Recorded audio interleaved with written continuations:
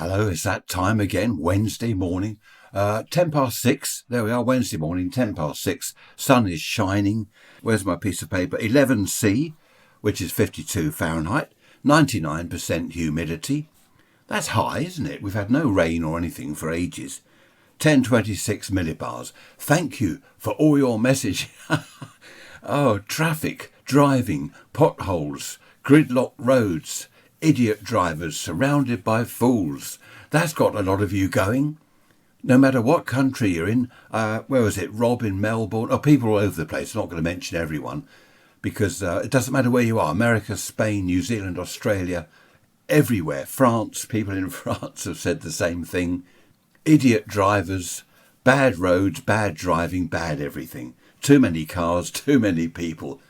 A few of you, the general consensus seems to be that we, especially in the UK, now this is strange because people outside the UK are, well, not unanimous, but a lot of you have said in the UK you're reliant on cars. That is true. We are, I think, too much so reliant on cars. Now here's the thing. Trish and I went to Chichester yesterday. We had to take the tortoise to the, I said about the exotic vet. No, he's exotic. Don't worry about that.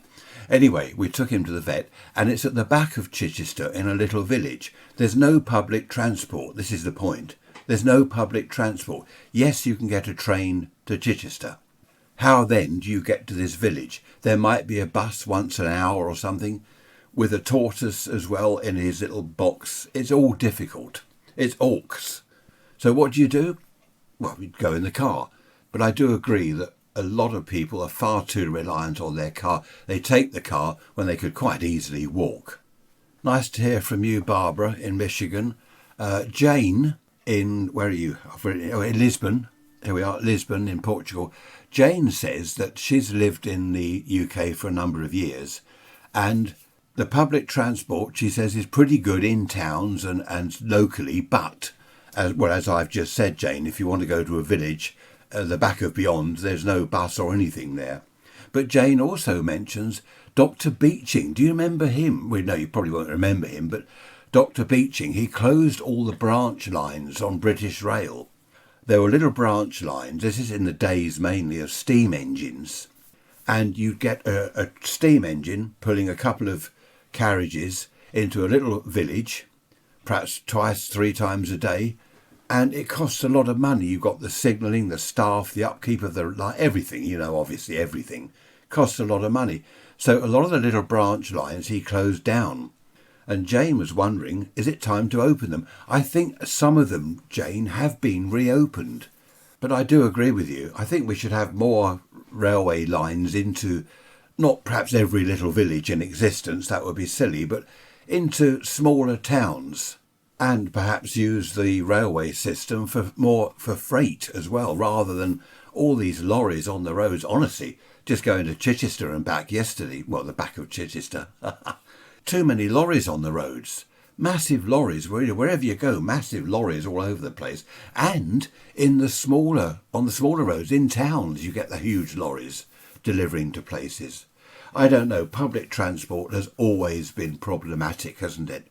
Especially for people in rural areas, such as a village. They've got perhaps 2 buses a day, and they want 3 or 4 buses a day, or some of them have got no buses a day. So what do? They've got to have a car. It is difficult. Anyway, there we are. I'm not going to rant about that anymore. I'm going round to see my friend Roy later, taking a piece of radio equipment round to him, and we're going to have a muck around with that, which will be fun. And apart from that, there's not much happening today, which is rather nice. I do like days where nothing happens.